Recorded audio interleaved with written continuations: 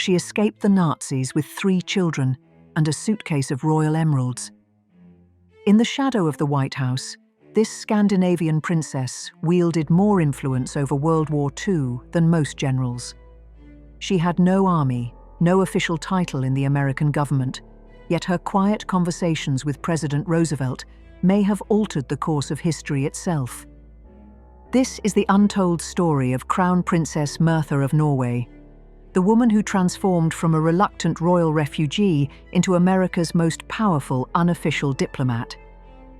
A story of love, loss, and the extraordinary lengths one woman went to save her nation from Nazi occupation. But here's what history books won't tell you. Her greatest weapon wasn't political cunning or royal connections. It was something far more personal, far more dangerous, and it nearly cost her everything.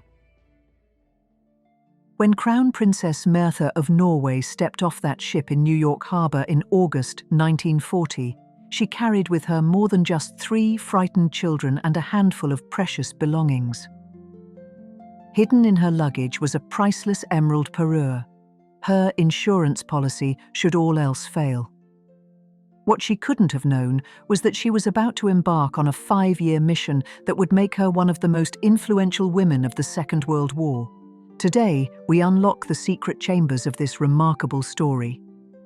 You'll discover how a shy Swedish princess became Norway's greatest wartime asset, why President Roosevelt called her his godchild, and the shocking truth about their relationship that Washington society whispered about for decades.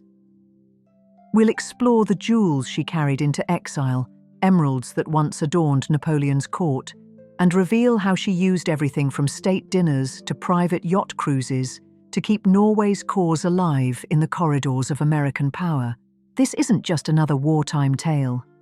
This is the story of how one woman's courage, charm, and unwavering determination helped shape the Allied victory, all while navigating the most dangerous political waters imaginable. The princess forged for a kingdom. Before she became the woman who would captivate a president and influence a war, she was simply Princess Märtha Sofia Lovisa Dagmar Thera of Sweden. Born in Stockholm on March 28, 1901, she grew up in the golden twilight of European royalty, when kings and queens still ruled vast empires and royal marriages could heal the wounds between nations. But Märtha was different from other princesses of her era. While her contemporaries focused on court etiquette and social graces, she completed intensive courses in childcare and first aid. Her tutors noted something unusual about this young woman. She possessed what they called a practical nature and hands-on approach that would later define her extraordinary wartime service. In 1928, at the Amsterdam Olympics, Märtha's life took a fateful turn. There, amid the celebration of international sport, she became engaged to her cousin, Crown Prince Olaf of Norway. Their love story wasn't just personal, it was political poetry. The marriage between a Swedish princess and the Norwegian heir represented the final healing of wounds left by Norway's independence from Sweden in 1905. Their wedding on March 21, 1929, was broadcast live across Europe, the first royal wedding ever transmitted by radio. As church bells pealed across Oslo and crowds cheered in the streets, few could have imagined that this radiant bride would one day become her nation's most crucial wartime diplomat. The young couple settled into their estate at Skaugum, where Märtha quickly established herself as a thoroughly modern royal. She gave public speeches, unusual for women of her station, and threw herself into charitable work with an energy that surprised even seasoned courtiers. When their estate burned down in 1930, she personally supervised the reconstruction, earning admiration for her practical involvement. By 1937, they had 3 children, Princess Ragnhild, Princess Astrid, and Prince Harald, the first heir to the Norwegian throne born on Norwegian soil in 567 years. Life seemed perfect, secure, eternal. But across Europe, dark clouds were gathering. The Crown in Flight, April 9th, 1940. In the pre-dawn darkness, a telephone call shattered the peace at Skogum. German forces were invading Norway. In that instant, everything changed. Picture this scene. Crown Princess Märtha, roused from sleep, calmly waking her 3 young children. To shield them from terror, she told them to dress for a mountain hike. As German troops advanced on Oslo, the royal family fled north, staying just hours ahead of Nazi forces whose mission was brutally simple: capture the king and force Norway's surrender. But here's where the story takes an extraordinary turn. While King Haakon and Crown Prince Olaf escaped to London to lead the government in exile, Märtha faced an impossible choice. The future of the Norwegian dynasty, the children, especially young Prince Harald, had to be preserved. That sacred duty fell to her. This wasn't simply a mother fleeing with her children. This was a crown princess on a strategic mission to protect the Norwegian succession, an act of sovereignty as vital to the cause of a free Norway as any military operation. The journey to safety was harrowing. First to Sweden, where even her own uncle, King Gustav V, found her presence problematic, fearing it compromised Swedish neutrality. Then came the Nazi plot that would have changed everything. Immense pressure for Märtha to return to Norway with Prince Harald, where the Germans planned to install her young son as a puppet king with Märtha as regent. She refused. In a secret telegram to her husband in London, she warned of the scheme and made a decision that would alter the course of the war. She would accept President Roosevelt's invitation to bring her children to America. An Atlantic crossing to a new world. The voyage across the war-torn Atlantic was fraught with peril. To maintain secrecy, the Crown Princess of Norway travelled under the humble pseudonym Mrs. Jones. On a ship crowded with nearly 900 refugees, she was just another displaced person fleeing the chaos of Europe. But in a moment that would prove prophetic, American sailors aboard the ship recognized the royal party and spontaneously began singing Ja, vi elsker dette landet, the Norwegian national anthem. Märtha's response was electric. She lifted young Prince Harald high for all to see, a silent promise that the Norwegian crown would endure. When they arrived in New York in August 1940, President Roosevelt himself welcomed them, not as refugees, but as honored guests. The friendship that would reshape the war had begun. The unofficial embassy at Pook's Hill. Roosevelt helped Märtha find the perfect sanctuary, Pook's Hill, a sprawling Tudor mansion in Bethesda, Maryland. But this wasn't just a family home. It quickly became an unofficial Norwegian embassy and the nerve center of one of the war's most sophisticated influence operations. From this base, Märtha transformed from royal refugee into diplomatic mastermind. She traveled across America and Canada, delivering speeches that moved audiences to tears, raising funds for the war effort and lending her royal prestige to the American Red Cross. Her very presence, a Norwegian royal household just minutes from the White House, kept her occupied nation visible in American minds. But the real magic happened in private. The president's godchild. What developed between Crown Princess Märtha and President Roosevelt was unlike any relationship in American political history. He called her his godchild. She called him godfather. They spent 248 days together during the war years, an extraordinary intimacy that gave Märtha unprecedented access to the most powerful man in the world. Picture these scenes: Märtha and Roosevelt cruising on the presidential yacht USS Potomac, chatting like old friends as the president found respite from the crushing weight of global war.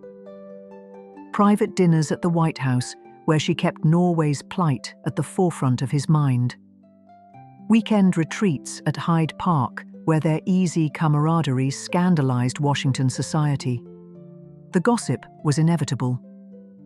Roosevelt's own son later stated there was a real possibility that a true romantic relationship developed. British intelligence reportedly informed London that the president was infatuated with the princess. Even the writer Roald Dahl observed that all the smoke indicated a real fire. But here's what the gossip missed. Whether their bond was romantic or platonic, it was undeniably powerful. Through countless evenings on the White House porch and quiet conversations during country drives, Märtha kept Norway's struggle alive in Roosevelt's heart. She made the war personal for him, not just a strategic necessity, but a moral imperative. Champion of Norway's cause.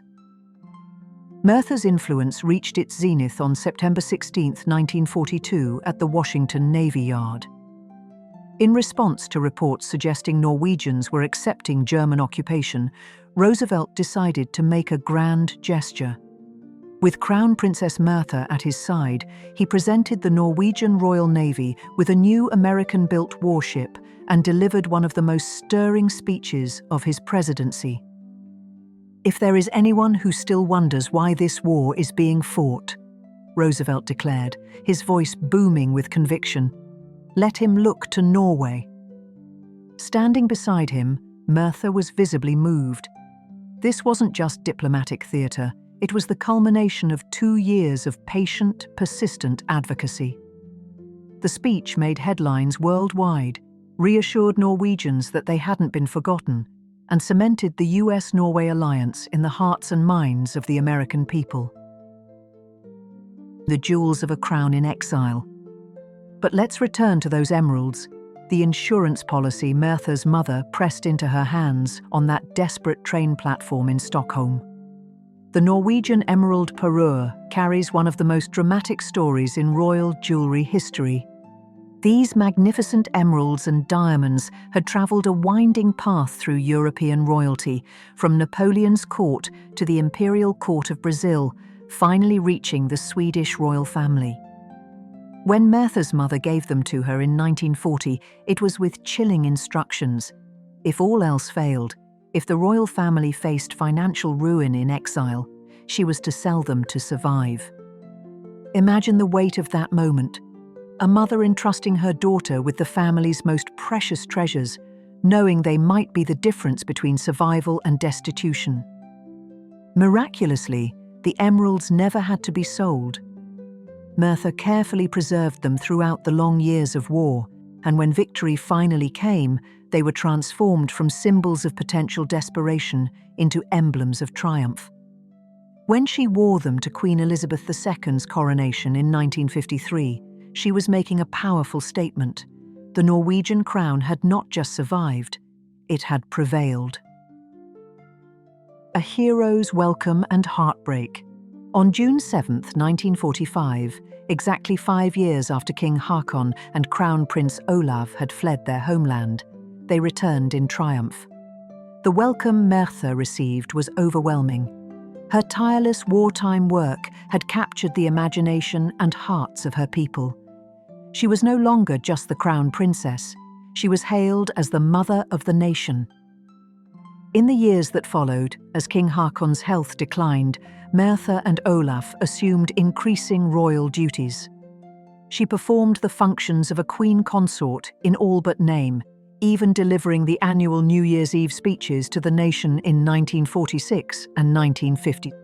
But fate had one final cruel twist in store. After surviving the immense pressures of war and exile, Märtha's own health began to fail. Following a prolonged illness, she died of cancer on April 5, 1954. She was only 53 years old, cut down just as she was poised to enjoy the ceremonial rewards of the position she had served so faithfully during its darkest trials. Her death devastated not just her family, but an entire nation. 3 years later, her beloved husband Olav ascended the throne as King Olav V. He reigned for 34 years and never remarried, a silent, lifelong testament to the love match that had begun their extraordinary journey together. The queen of their hearts. Because she passed away before her husband's accession, Crown Princess Märtha was never officially crowned Queen of Norway. Yet this simple fact only heightens the power of her legacy. She is remembered not for the crown she might have worn, but for the one she truly earned through courage, diplomacy, and unwavering devotion to her people during their darkest hour. At her funeral, the Bishop of Oslo gave voice to the feelings of an entire nation. In our hearts, she has long been our queen, and she will be so forever. Remembering Märtha. Today, more than 70 years after her death, Märtha's memory remains vivid. In Washington, D.C., a bronze statue stands outside the Norwegian embassy, a tribute to her wartime efforts in America. Her son, King Harold V, personally attended the unveiling, honoring his mother's legacy on American soil. In Oslo's Palace Park, another statue depicts Märtha stepping forward with resolve and warmth, surrounded by flowering cherry trees in an area now called Crown Princess Märtha's Garden. Every spring, the blossoms remind visitors of her enduring vitality. Her impact lives on through charitable works bearing her name and through the living legacy of her family. The little Prince Harold, who held his mother's hand in exile, grew up to become King Harold V of Norway, a widely respected monarch who has said that his mother's courage and kindness during the war deeply shaped his own outlook on duty and leadership. Crown Princess Märtha's story is the kind that reads like an epic novel. A princess raised in privilege who faced war and exile, touched the heart of an American president and rallied a nation with her courage, only to be taken too soon. It's a story that resonates deeply with anyone who values resilience and grace under pressure. From the understated elegance of her pearl necklaces to the full splendor of her emerald parure, from the quiet conversations in the White House to the triumphant return to liberated Norway, Märtha's life was woven into the glittering tapestry of 20th century history. She was a daughter of Sweden, a princess of Norway, a friend to America, a devoted wife and mother, and above all, a woman of empathy and strength who understood that sometimes the most powerful weapon is not force, but the quiet persistence of human connection.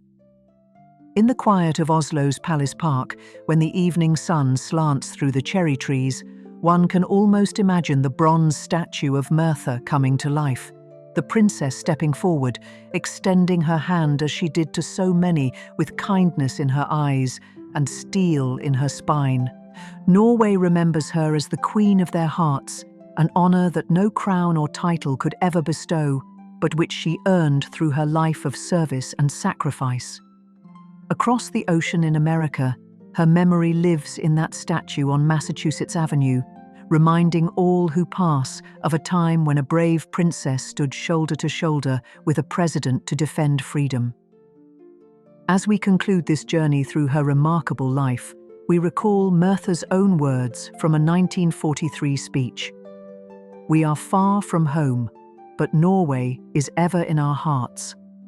Märtha kept Norway in her heart, and now she will forever reside in Norway's heart, and in the hearts of all who believe that one person, armed with courage and compassion, can indeed change the world. Which aspect of Crown Princess Märtha's extraordinary story moved you most? Was it her courage in the face of Nazi occupation, her influence in the corridors of American power, or perhaps the enduring mystery of her relationship with President Roosevelt? Share your thoughts in the comments below. I'd love to hear which part of this remarkable woman's journey resonated with you. If you enjoyed this deep dive into royal history, please give this video a like and subscribe to the channel. Your support helps us continue exploring these fascinating stories of the remarkable women who shaped our world. Until next time, thank you for joining me in uncovering the hidden chapters of history.